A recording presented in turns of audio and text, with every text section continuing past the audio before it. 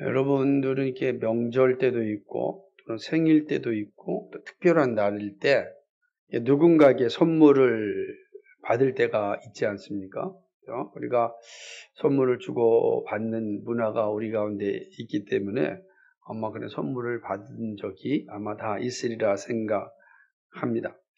여러분은 누군가에게 선물을 받을 때, 특별히 어떻게 받을 때 기분이 참 좋습니까? 어떻게 받을 때요? 선물이 많을 때 기분이 좋습니까? 아니면 받은 선물이 고가일 때 기분이 좋습니까? 그죠? 이왕이면 뭐 모조 반지보다는 뭐 다이아 반지가 타 오면은 더 기분이 좋지 않겠습니까? 그죠? 연빈 자매는 꼭 받으시기 바랍니다. 다이아몬드를. 사실은 이제 우리가 이럴 때 이제 각자의 상황에 따라서 선물을 받을 때 느끼는 기분이 이제 다릅니다. 그래서 저는 너무 평범한 답이긴 하지만 진심이 묻어 있는 그런 선물을 받을 때 전 참 좋습니다. 그것이 뭐 편지든지 카드든지 아니면은 뭐 어떤 작은 거라 할지라도 정말 이렇게 진심이 담겨져 있으면 받을 때 참 행복을 느낍니다. 얼마 전에 우리 그 캐나다에 있는 우리 석하림 자매가 혜림 자매가 이제 카드를 딱 보내왔는데 카드에 이제 그 사진과 함께 다 글을 썼는데 그 글귀가 정말로 감사했는데 이런 글귀였어요. 저희 자매는 목사님을 청년 시절에 만나서 너무 행복했습니다. 목사님 일기라는 책 열심히 읽었고 이 가정을 이뤄서 살고 있는 게 참 감사합니다. 참 행복하죠. 그런 거를 이렇게 받으면 되게 이제 기분이 이제 좋습니다. 거기에는 진심이 잘 묻어 있기 때문에 그러는 것입니다. 이거를 좀 이제 역전을 해서 하나님과 우리의 관계를 한번 생각해 봅시다. 하나님께서 우리의 예배를 받으실 때 어떨 때 가장 기뻐하실까? 어떨 때 정말로 행복하실까? 어떻게 예배할 때 하나님은 우리의 예배를 정말 즐겁고 행복하게 받으실까? 그죠? 이 생각이 있는 거죠. 우리가 지금 읽어보고 있는 에스겔서 3장은 1절로부터 12절까지 내용 가운데 성전을 떠나셨던 하나님이 다시금 이제 성전에 들어오시는, 그래서 성전 안에 거하시는 장면이 기록되어 있어요. 살펴보았습니다. 그럼 성전에 거하시는 하나님께서 기대하시는 게 무엇이겠습니까? 그거는 백성들로부터, 자녀들로부터 예배받는 거죠. 구약식으로 표현한다면 제사를 받는 것 아니겠습니까? 그러니까 성전을 떠났던 하나님이 성전에 다시 돌아오셔서 성전에 좌정하셔서 이제 이스라엘 백성, 자기 자녀들한테 예배를 받을 준비를 하십니다. 그때 하나님께서 이 자녀들에게 어떤 예배를 받기를 원하셨겠습니까? 어떤 예배를 받을 때 하나님은 기쁘시고 즐겁고 아주 행복했겠습니까? 오늘 본문은 이 사실을 우리에게 잘 알려주고 있습니다. 하나님이 즐겁게 받으시는 예배, 하나님이 행복하게 누리시는 예배, 하나님이 기대하시는 예배가 무엇인지를 본문은 우리에게 말씀해 주고 있습니다. 그래서 오늘 이 말씀을 읽을 때 하나님의 마음을 읽어야 됩니다. 근데 우리가 읽다 보면 하나님의 마음이 잘 안 보이고 그냥 쑥쑥 지나가죠. 그래서 말씀을 다시 한번 살펴보면서 하나님께서 기뻐하시고 즐거워하시고 행복하시는, 그리고 우리를 만나기를 원하시는 그 예배가 뭔가를 한번 생각해 보고자 하는 것입니다. 왜냐하면 하나님께서 우리에게 그 비법을 알려주셨습니다.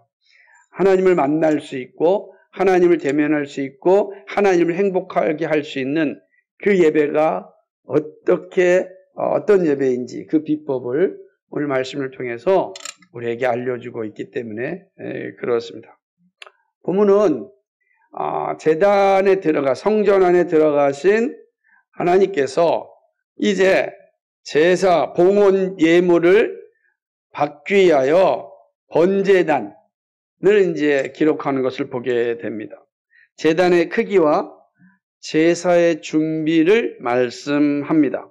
그래서 13절로부터 17절까지 말씀은 번제단의 모양을 기록하고 있어요. 번제단의 크기, 번제단이 어떻게 구성되어져 있고 어떤 모양으로 되어 있는지가 사실은 13절부터 17절까지입니다. 그래서 이거를 그냥 눈으로 쭉 읽으면 잘 이해가 어려워요. 그래서 제가 눈으로 한번 읽는 모습을 할 테니까 여러분이 한번 상상해 보세요. 이렇게 되어 있습니다. 제단, 그러니까 번제단 밑받침의 높이가 한 척입니다. 이 한 척은 어떻게 된 거냐? 팔꿈치에서 손가락에 이르고 한 손바닥 넓이가 더한 거예요. 여기서 여기까지 이르고 여기 하나가 더 있는 거예요. 여기 한 척입니다. 이렇게 되어 있는 거죠. 그 표현되어 있는 것입니다. 근데 여기 보게 되면은 제단의 큰 일원이라 한 자는 팔꿈치에서부터 손가락에 이르고 한 손바닥 넓이가 더한 것이라. 제단 밑받침의 높이는 한 척이라. 이렇게 이제 기록된 것을 보게 되는 것입니다. 우리가 이제 앞에서 보았던 척의 길이가 어떤지는 살펴봤으니까 상당히 넓잖아요. 그죠? 상당히 넓은 건데, 한자에서, 요 내용들이 이제 보니까 한 척이 여기에 한 자가 이렇다는 겁니다. 그리고 이제 그 밑받침의 사방 가장자리의 넓이도 한 척입니다. 한 척. 그리고 이제 턱의 넓이는 한 뼘입니다. 그리고 밑받침 면에서 아래층의 높이는 두 척입니다. 그리고 가장자리는 한 척입니다. 가장자리는 또 한 척입니다. 아래층 면에서 2층의 높이는 4척입니다. 아래면에서 2층까지는 4척으로 되어 있어요. 되게 큰 지금 번제단입니다. 번제 작은 게 아니라. 그리고 번제단 위층의 높이는 4척입니다. 가장 위에는 또 4척. 그럼 이게 벌써 몇 층이죠?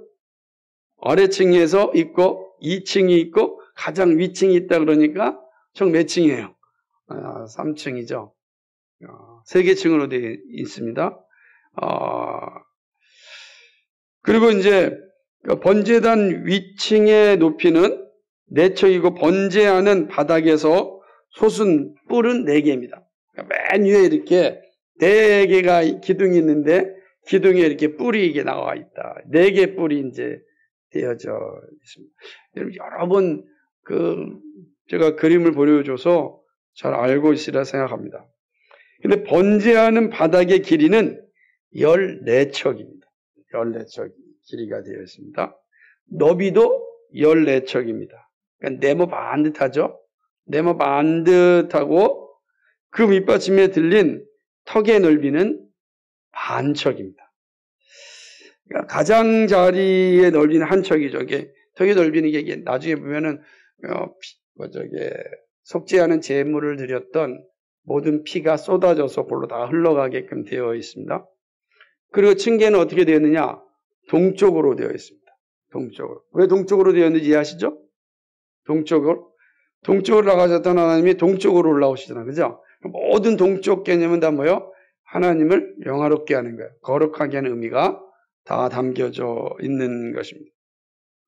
그러니까 번제단은 3층 구조로 되어 있습니다. 그러니까 평면으로 보면 3층 탑처럼 되는 거예요. 평면으로 보게 되면 1층, 2층, 3층으로 이렇게 이제 되어 있는 그런 이제 번제단인 것입니다. 그리고 번제단에 번제 드리려면 3층까지 어떻게 돼요? 계단을 타고 올라갑니다. 올라가서 어디에? 동쪽으로 해서 올라가죠? 자, 계단을 올라갑니다. 그리고 지성소는 어떻게 돼 있어요? 동쪽 문으로 들어가잖아요. 우리가 다 공부했는데 기억이 나셔야 됩니다. 동쪽 문으로 다 들어간단 말이에요. 그러니까 모든 건 다 동쪽으로 해서 이렇게 들어가게 돼 있다. 그게 지금 그 모습을 다 포함하고 있는 게 이 번제단의 모습이다라고 하는 것입니다. 복사가 되게 오래 걸리네요. 금방 오면은 다 나눠주면 그게 어떤 내용으로 되어 있는지 알 텐데 복사가 안 되면 그냥 오라 그러십시오. 고장 날 수 있으니까. 안 되는 것 가지고 붙잡고 있어봤자 안 되니까. 그래서 제가 이제 13절로부터 17절까지 내용을 보게 되면 하나님께서 번제단을 아주 딱 말하니까 들어왔습니다. 감사합니다. 다 나눠주십시오. 하나씩 나눠주시고. 그러니까 이제 이렇게 이제 번제단의 내용들을 이제 보게 되면 여러분 다 제가 카톡으로도 보냈지만 그래도 직접 보는 게 좀 더 선명할. 저도 한 장 주시죠. 감사합니다. 네. 자, 보시게 되면 이제 이렇게 보니까 선명하죠. 그림 보니까 그죠. 그러니까 이제 이렇게 3층으로 이제 되어져 있습니다. 2척, 4척, 4척, 12척, 14척, 그 다음에 가장 밑에는 16척. 그리고 동쪽으로부터 쭉 올라가고 맨 위에는 이렇게 이제 그 제단 뿔이 이제 기록되어져 있는 것을 보게 됩니다. 그러니까 이렇게 되어져 있는 게 사실은 이제 번제단에 왜 이렇게까지 하셨을까 하죠. 이 번제단 자체에 의미가 있는 것이 아니라 번제단에서 어떻게 제사를 드리는가가 이제 중요하죠. 그게 이제 18절로부터 27절까지는 번제단의 봉헌을 위해 필요한 제사 지침을 설명합니다. 그러니까 이렇게 만들어 놓고 여기에서 어떻게 제사를 드릴 것인지를 지침하여 주십니다. 이 번제단의 존재 이유가 무엇일까요? 번제단이 왜 존재하죠? 그죠?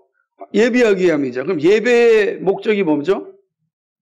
하나님을 영화롭게 하는 겁니다. 그러니까 이 번제단의 존재 이유가 어디 있습니까? 하나님을 영화롭게 하기 위함입니다. 이게 이제 지성소에서 바로 보이는 거예요. 되어져 있다라고 하는 것입니다. 이제 번제단의 이제 봉헌을 이제 우리 18절로부터 마지막 절까지 차례를 살펴보겠습니다. 먼저 이 번제단의 이 번듯한 번제단 위에 수소를 속죄 제물로 드립니다. 그리고 그 피를 제단의 네 뿔에다 발라요. 그러니까 번제단이 세워져 있고 이 번제단에 있는 네 뿔에다가 이 수소의 피를 다 이제 바르게 되는 것입니다. 왜냐하면 이게 정결케 하는 의식입니다. 그러니까 이렇게 번제단이 만들어졌다 할지라도 이 번제단에서 바로 제사를 드리지 못하게 하였습니다. 이 번제단 자체를 어떻게 만들었어요? 정결하게 피로써 깨끗하게 하셨다라고 하는 것입니다. 그런데 좀 독특한 게 있어요. 왜 그러냐면 번제단을 정결하게 하는 정결 의식은 레위기에도 기록되어 있습니다. 그죠? 레위기에도 이 제단을 정결한 의식이 자세하게 기록되어져 있어요. 레위기 8장 11절로부터 18절, 레위기 8장 전체 그런데 특별히 11절로부터 15절, 18절에는 15절을 보게 되면 거기에는 제사장이 관유를 제단에 7번 뿌립니다. 그리고 속죄 제물인 수소의 피를 이제 4개의 뿔에 바릅니다. 그리고 수소의 피를 제단 밑에 쏟습니다. 이렇게 기록되어 있어요. 그런데 오늘 에스겔 성전에서는 뭐만 나와 있습니까? 수소의 피를 4개의 뿔에 바르는 것으로 끝납니다. 왜 이런 차이가 있을까요? 잘 생각하시고 이 세 가지 질문을 던지고 답을 찾을 텐데 보십시오. 자, 그리고 이제 21절을 보면 성전 제단을 정결케 하기 위하여 드려진 속죄 제물은 제사장이 먹을 수 없고 모두 성소 밖에서 태워버립니다. 그죠? 21절 보니까 그 속죄 제물의 수송아지를 가져다가 성전에 정한 쳐서 그 성소 밖에서 불사르라 라고 이야기하는 것입니다. 그런데 이것도 레위기의 성전 제사와 조금 다른 게 있어요. 레위기는 성전 밖에서 모두 태워지는 경우가 두 가지로 한정합니다. 하나는 뭐냐면 제사장이 죄를 지었을 경우에 이제 제사지 먹을 수 없으니까 밖에다가 다 태웁니다. 또는 온 회중이 죄를 속죄할 때는 그 속죄제물을 먹지 않고 밖에 다 태웁니다. 이게 레위기 4장 13절과 18절에 이제 기록된 내용이에요. 그런데 오늘 본문을 보니까 에스겔 제사는 전부 다 성수 밖에 태웁니다. 여기에 다른 내용이 제사장이 죄졌는지 온 백성의 죄라는 개념이 없이 하여튼간 이 속죄 제물은 다 밖에다가 태우라 이렇게 이야기하고 있습니다. 왜 그럴까요? 이 차이도 생각해 두셔야 됩니다. 두 번째 질문까지 말씀드렸습니다. 세 번째는 이제 22절로부터 27절은 제단 봉헌을 위해서 7일 동안 매일 순염소로 속죄제를 드립니다. 속죄제예요. 정결케 하는 제입니다. 우선 첫째 날은 어린 수송아지 한 마리를 드립니다. 그리고 둘째 날부터 7일 동안 수소와 순양으로 매일 번제를 드립니다. 그리고 드려지는 제물을 위하여 소금을 첨가합니다. 이 제물을 드리는데 거기다가 소금을 칩니다. 이거 우리가 고기 먹을 때 생각하면 안 됩니다. 맛있게 하려고 지금 소금 친 게 아니에요. 소금을 이제 치게 되는 것입니다. 24절에 보니까 그렇게 기록되어 있지 않습니까? 한번 읽어볼까? 24절 시작. 제사장은 그 위에 소금을 쳐서 나 여호와께 번제를 드릴 것이며 이렇게 기록하고 있는 것을 보게 됩니다. 소금은 어떤 의미를 가지고 있는가? 그죠? 우리가 이제 레위기 2장 13절을 보게 되면 소금은 언약을 상징합니다. 언약. 그런데 당시에 이 소금의 의미를 어떻게 생각했냐면 왜 언약으로 생각했냐면 소금은 불변하다 라고 생각한 거예요. 당시에는 소금은 모든 것을 없애지 않고 견고하게 만들어주는 것이고 그런 측면에서 소금은 영원하다. 그래서 소금 언약은 어떤 거죠? 영원한 언약이라. 그 소금을 친다는 건 뭐예요?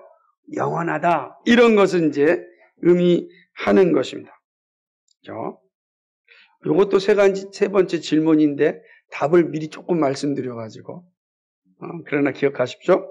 소금을 첨가했다는 것이 어떤 의미인지. 하나님께서 지금 보세요. 제단을 만들어 놓고 봉헌 드리는 제물에 대하여서 세밀하게 다 준비하고 있죠. 그런데 이 세밀한 준비의 핵심이 뭐냐면 다 정결케 하는 게 있어요. 거룩하게 하는 데 있다는 것이죠. 성전에 임재하신 하나님께서 보여주신 제사의 모습은 아주 매우 독특합니다. 레위기의 제사와는 전혀 다르기 때문입니다. 그러므로 이 제사의 의미 역시 전통적인 솔로몬 성전 혹은 스바벨 성전 그리고 헤롯 성전과는 개념이 다르다. 전통적으로 이렇게 드렸던 거예요. 그러면 에스겔 성전도 그렇게 제사를 드려야 되는데 그런 제사 제도가 아닙니다. 그러므로 에스겔이 보여주고 있는 성전의 의미는 기존에 있었던 유대인들의 성전 개념과 다르다. 그렇다고 제3성전과도 전혀 다르다. 갖는 게 아닙니다. 의미를 잘 생각해야 됩니다. 이 제사의 의미 역시 새 언약의 관점에서 보아야 합니다.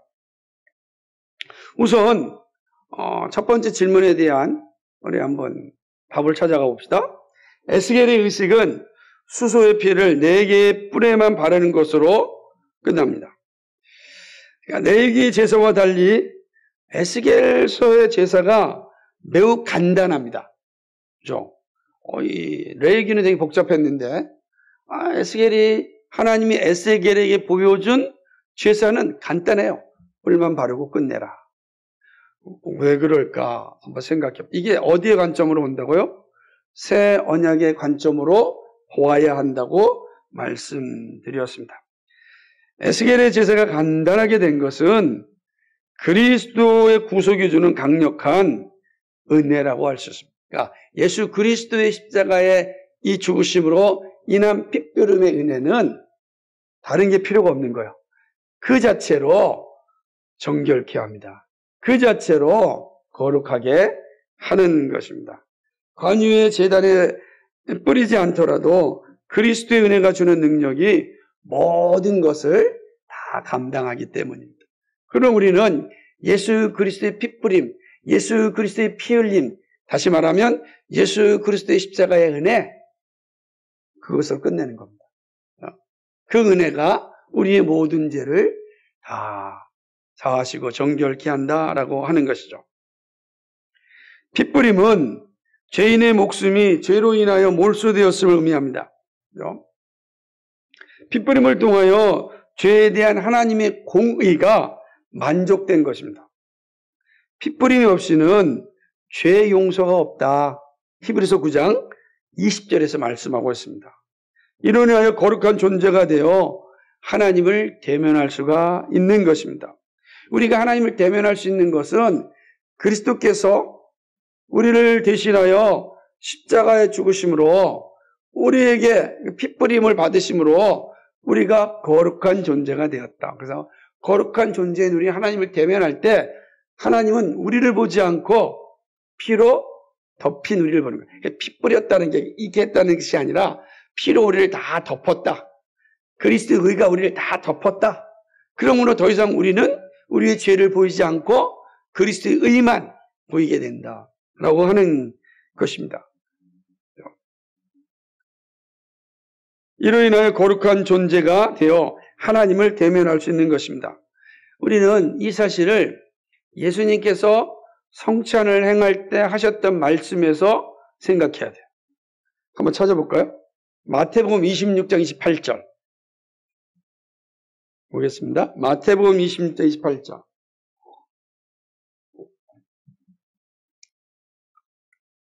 같이 읽겠습니다. 시작. 이것은 죄사함을 얻게 하려고 많은 사람을 위하여 흘리는 바 나의 피 곧 언약의 피니라. 아멘. 많은 사람을 위하여 흘리는 나의 언약의 피다. 예수님께서 흘리신 피로 말미암아 우리가 의인이 된 겁니다. 여정 우리는 의인이 될 수 있는 존재가 없어요. 하나님을 만나 대면할 수 있는 그런 자격이 우리가 없는데 그리스도의 이 피 흘리심이 우리로 하여금 하나님을 대면하게 하였다는 것이죠. 또한 에스겔서의 제사는 전부 다 성소 밖에서 태워집니다. 그죠? 왜 모든 제물이 성소 밖에서 태워질까요? 우리가 알죠? 원래는 제사장의 제나 온회 중에 제만이 밖에서 태워졌는데 에스겔서는 다 밖에서 태워집니다. 예외가 없이. 어떤 의미일까 한번 생각해 보십시오. 이것은 모든 인간의 죄를 위한 하나님의 은혜를 말씀합니다. 그리스도의 죽으심이 성전 밖에서 이루어졌습니다. 골고다 성전 밖에서 그리스도께서 죽으셨습니다. 그리고 그 죽으심으로 인하여 모두가 거룩하게 되었고 거룩함을 입은 사람들이 다 성소에 계신 하나님을 대면할 수 있는 거죠. 그러므로 여러분 예수님이 성소 안에 죽으셔서 성소의 휘장이 찢어진 게 아니라 예수님이 골고다에 죽으셨는데 그 죽으심으로 인하여 성소의 휘장이 찢어졌습니다. 그죠? 밖에서 죽으셨어요. 그리고 휘장이 찢어지셨습니다. 히브리서 13장 12절에 이렇게 말씀합니다. 그러므로 예수도 자기 피로써 백성을 거룩하게 하려고 성문 밖에서 고난을 받으셨느니라. 아멘. 예수님이 성문 밖에서 고난 받으셨다. 골고다 언덕에서 죽으셨다. 이것이 뭐예요 지금? 에스겔 성전이 보여지는 겁니다. 새 언약의 백성, 새 언약의 구원은 어디서 이루어집니까? 성전 밖에서 이루어지는 거예요. 성전 밖에서 어떻게 이루어집니까? 예수 그리스도의 피 흘리심, 예수 그리스도의 거기서 죽으심으로, 완전히 죽으심으로 우리가 구원을 얻게 되었다라고 하는 것입니다. 이게 중요한 거죠. 또 예수님은 예수님께서 우리의 죄악을 친히 담당하셨습니다. 그리고 우리를 거룩한 존재로 삼아 주셨습니다. 그리하여 하나님을 대면할 수 있는 거룩한 존재로 만드셨습니다. 모든 죄사함이 이루어졌다. 이걸 상징하는 게 뭐예요? 성전 밖에서 모든 이 속죄제의 제물이 싹 태워져서 사라지는 겁니다. 그리고 그로 인하여 하나님을 만날 수 있는 은혜가 주어지는 것이다 라는 것이죠. 그리고 그 제물에 소금을 첨가했습니다. 소금은 제단을 깨끗하게 하기 위함이죠. 그러니까 그 자체가 정결케 하는 능력을 가지고 있습니다. 그런데 제가 이미 앞서서 말씀드렸듯이 소금은 영원한 언약을 상징한다고 말씀드렸습니다. 하나님이 하신 언약이 뭡니까? 하나님이 하신 언약이 뭐예요? 거룩한 제사를 드리는 자는 영원히 지키신다는 거죠. 하나님을 대면하는 자는 하나님께를 영원히 지켜주신다. 그를 영원한 자녀로, 구원으로 인도해 주신다라고 하는 것이죠. 이 사실은 예수님을 믿는 자에게 주어진 구원은 영원하다. 예수님과 그 제물에 소금이 뿌려졌다. 그 제물을 인하여 그 제물이 다 성문 밖에 태워졌다. 그 사실이 우리에게 주어지는 건 예수 그리스도께서 우리를 위하여 흘리신 그 십자가의 보혈, 그 사실을 믿는 자에게는 구원이 영원히 있다라고 하는 겁니다. 하나님의 나라가 그에게 영원히 주어졌다라고 하는 말씀입니다. 에스겔에게 보여주신 상징은 예수 그리스도를 믿는 우리 모두에게도 동일하게 주어진 말씀입니다. 성전은 하나님이 계시는 곳입니다. 그런데 성전에 거하신 하나님을 만나는 일은 모두에게 허락되지 않았습니다. 모두가 다 하나님을 만날 수 없어요. 하나님을 만나는 것은 오직 거룩한 자가 되어야 합니다. 그러니까 거룩함이 없이는 하나님을 만날 수가 없는 겁니다. 다시 한번 에스겔 성전의 상징을 생각해 보십시오. 제단을 거룩하게 하였습니다. 제물을 거룩하게 하였습니다. 거룩한 예물만이 하나님이 받으십니다. 그죠? 하나님을 만날 수 있는 사람은 어떤 사람입니까? 거룩하게 된 사람입니다. 자, 그러면 우리 가운데 하나님을 만날 수 있는 사람이 누구이겠습니까? 아무도 없죠. 왜냐하면 우리는 하나님의 기준에 합당한 사람이 없기 때문입니다. 하나님의 기준에 합당하지 없어요. 우리의 추하고 더러운 부패한 본성은 아무리 비누로 씻는다고 해서, 아무리 행위로 씻는다고 해서 씻어지는 게 아닙니다. 이 죄의 모습은 씻어지는 게 아니에요. 덧입혀져야 되는 거예요. 모든 죄가 다 그리스도로 덧입혀질 때만 의로운 자라 인정받고 의로운 자가 되어졌을 때 우리는 하나님을 대면할 수 있습니다. 이 예배의 모습을 잘 생각해 보시라는 거예요. 하나님을 만나는 것은 오직 거룩한 자가 되어야 합니다. 하나님이 거룩하시기 때문입니다. 거룩하신 하나님을 불경한 자가 만날 수 없습니다. 죄인이 하나님을 만날 수가 없는 겁니다. 그런 의미에서 하나님을 만나는 길은 거룩입니다. 거룩하면 속죄제사를 말씀하시는 이유가 여기에 있습니다. 오늘 우리가 하나님을 만날 수 있는 길도 거룩함입니다. 우리가 하나님을 만나는 건 거룩함 외에는 다른 길이 없어요. 하나님이 거룩하기 때문에 우리가 거룩하지 않으면 하나님 앞에 섰을 때 다 죽음을 면치 못합니다. 그 거룩한 빛에 다 타서 죽게 되어져 있는 것입니다. 근데 말씀드렸듯이 하나님을 만날 수 있는 거룩함은 우리가 가질 수 없습니다. 만들 수도 없습니다. 우리에게서 생겨나는 것도 아닙니다. 이 거룩함은 오직 예수 그리스도의 은혜가 있어야 합니다. 십자가의 핏부림의 은혜만이 죄 용서함을 받을 수 있습니다. 우리가 예수를 믿는 것은 나의 죄를 짊어지시고 십자가에서 죽으셨다는 그 사실을 믿는 일입니다. 예수님이 우리를 위하여 십자가에 죽으셨습니다. 나의 죄를 용서하시기 위하여 십자가에서 죽으셨습니다. 나의 죄를 위하여 피를 흘리심으로 우리는 죄 용서함을 얻었고 거룩한 존재로 인정받았습니다. 여러분, 이 사실이 늘 생각나야 됩니다. 나 같은 죄인이 어떻게 하나님을 예배할 수 있겠는가? 예배의 자리는 거룩한 자리인데 내가 어떻게 이 거룩한 자리에 나와 예배할 수 있겠는가? 그리스도의 은혜가 나로 하여금 예배의 자리에 오게 하였고 그리스도의 은혜가 나로 하여금 하나님을 예배할 수 있게 되었는데 놀라운 것은 그리스도의 은혜가 하나님이 우리를 기뻐하시는 증거가 되는 겁니다. 우리의 예배를 하나님이 왜 기뻐 받으십니까?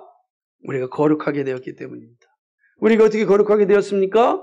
예수 그리스도의 십자가의 은혜로 우리가 거룩하게 되었습니다. 그러므로 우리의 예배가 하나님이 기뻐 받으시는 거예요. 가장 행복한 시간이 언제냐? 이 시간이라니까요. 하나님을 예배하는 시간이다 라고 하는 것입니다. 근데 이 사실은 오늘을 살아가는 우리에게 매우 중요합니다. 이게 분명한 교훈인데 이 교훈이 오늘 우리에게 어떠한 삶을 살아가야 하는지 또 어떠한 자세를 가져야 하는지를 말씀하고 있습니다. 첫 번째는요. 그리스도인은 새로운 피조물이며 거룩하신 하나님을 믿는 존재라는 사실을 항상 인식해야 됩니다. 예수를 믿는 것은 새로운 존재가 되었음을 의미합니다. 물론 육체가 바뀌었다는 것이 아닙니다. 새로운 피조물이 되었다는 의미입니다. 같은 세상에 살지만 사람들이 볼 수 없는 세상을 하나 더 볼 수 있는 존재가 되었습니다. 놀라지 않습니까? 같은 세상에 사는데 우리는 또 다른 세상을 볼 수 있는 능력을 받았습니다. 이전 것의 삶은 오직 자기 욕망에 이끌려 살다가 영원한 멸망에 떨어지는 삶이었습니다. 그런데 영적 거룩함이 우리에게 생겼습니다. 그리고 이제는 자기 욕망에 따라 살아가는 것이 아니라 하나님을 욕망하는 존재가 되었습니다. 삶의 이유와 목적이 완전히 바뀌었습니다. 그 핵심은 하나님이 존재하심을 알게 된 것입니다.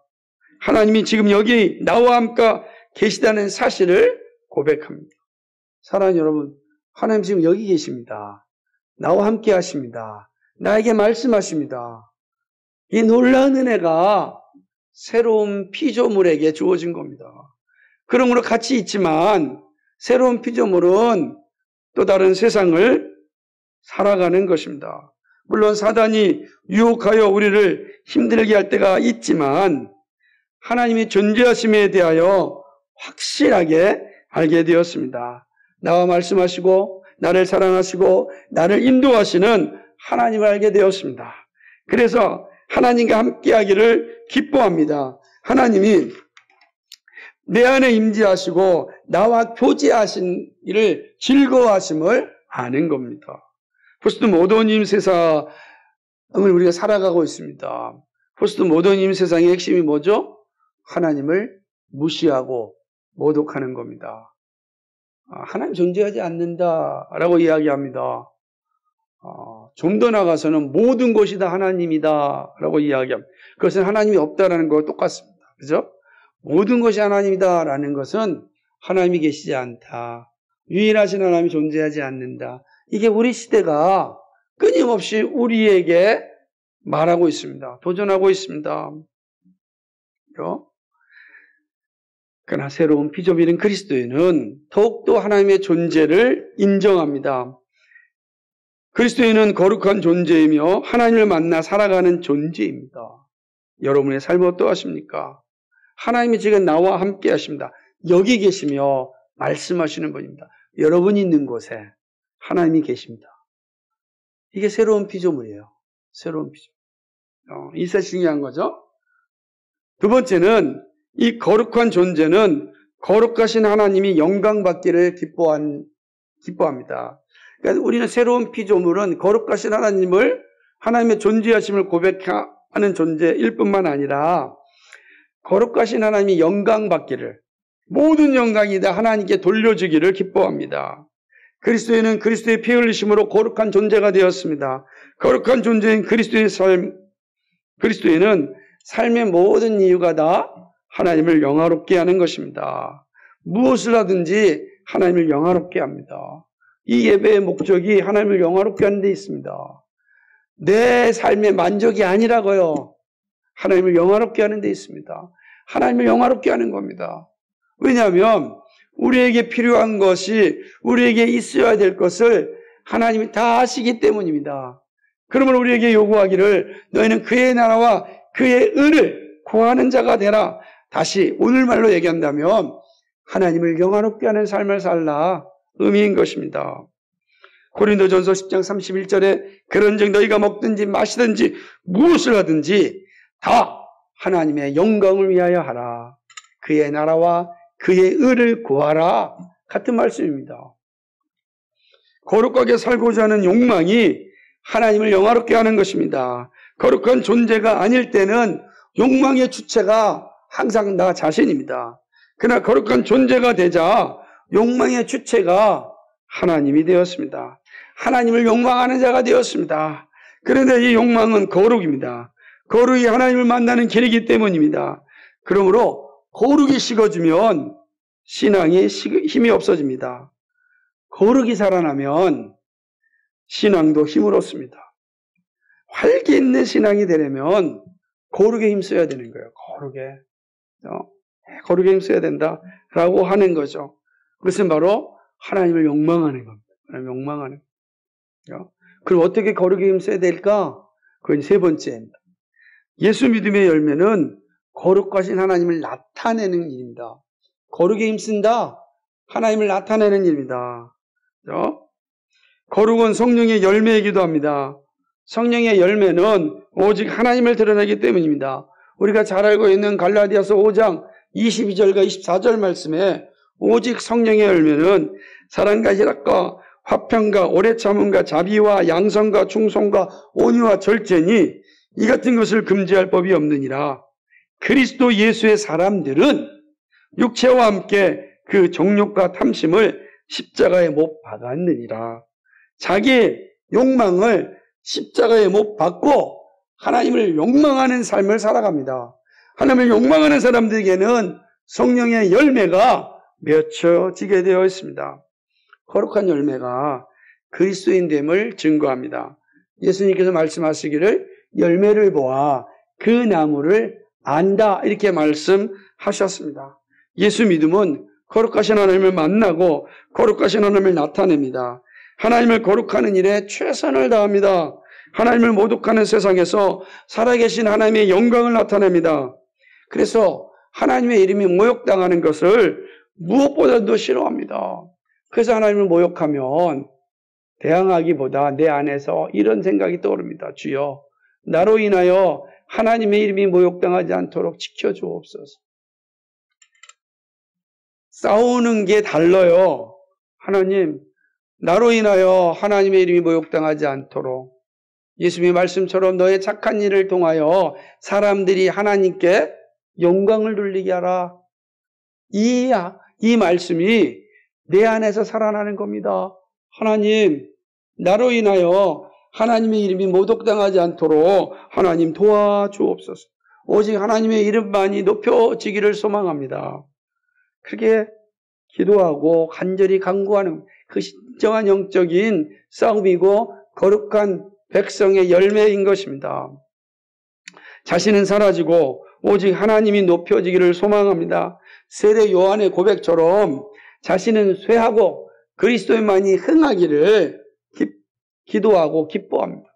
그래서 자기의 영광, 자기의 자랑은 사라져도 개념치 않습니다. 자신을 통하여 하나님의 이름이 높여지면 기뻐하고 즐거워하는 것이다. 그 일을 위하여 말씀을 듣고 훈련받고 들은 대로 봉사하는 삶을 살고자 애를 씁니다. 그 일을 위해서 내가 말씀을 공부하는 거야. 내가 지적인 만족을 얻으려고 하는 게 아니에요. 내가 훈련받는 것이 어떤 단계를 이수하여서 사람들에게 나를 드러내기 위해서 하는 게 아니라고요.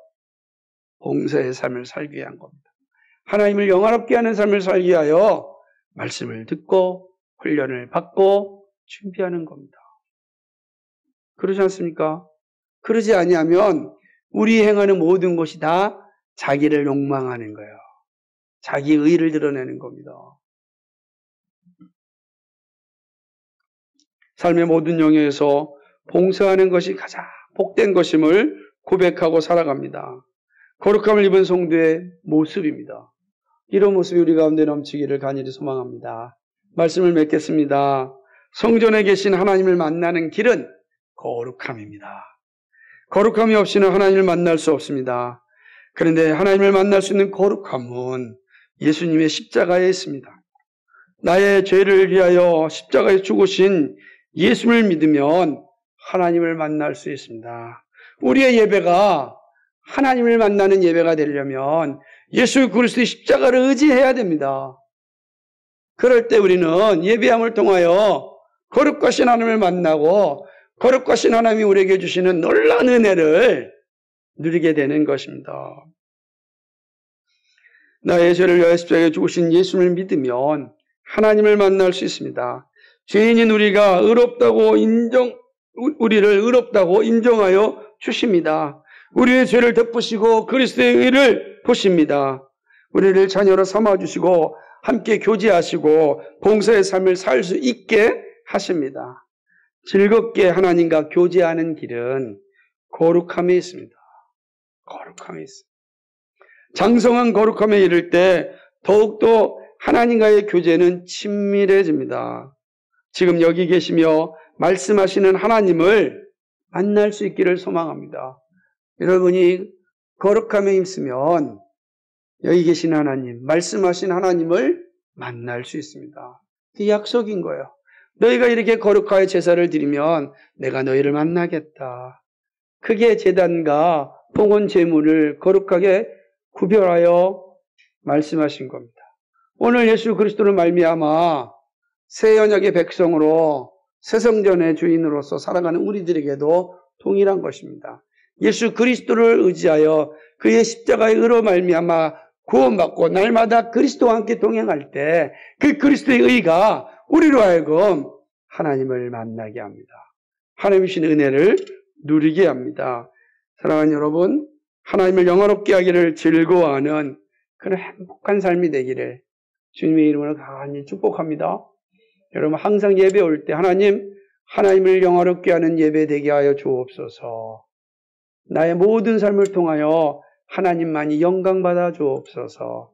그러면 우리에게 필요한 것을 아시는 주님께서 때마다 시마다 채워주십니다. 그 은혜를 꼭 붙잡으십시오. 의심하지 마십시오. 우리에게 말씀하신 하나님의 소리가 여러분의 심장 가운데, 심령 가운데 들려지기를 다시 한번 주님의 이름으로 축복합니다. 거룩하시고 자비하신 아버지 하나님, 고맙고 감사합니다. 오늘 에스겔 성전의 거룩한 모습을 통하여서 우리에게 말씀하시는 하나님의 뜻을 살펴보았습니다. 거룩함이 없이는 하나님을 만날 수 없습니다. 우리는 새로운 피조물입니다. 예수 그리스도의 핏부림으로 인하여 새롭게 된 피조물입니다. 거룩한 삶을 위하여 살아가는 존재입니다. 거룩함을 통하여 하나님을 드러내기를 기뻐하는 자들입니다. 아버지요, 거룩한 삶을 살고 거룩함을 드러내어 거룩하신 하나님과 동행하는 우리의 삶이 되게 하여 주옵소서. 우리의 예배가 늘 거룩한 그런 예배가 될 수 있도록 도와주시고 거룩한 마음이 우리 가운데서 날마다 샘솟을 수 있도록 성령께서 인도하여 주옵소서. 감사드리며 예수 그리스도의 이름 받들어 기도하옵나이다. 아멘.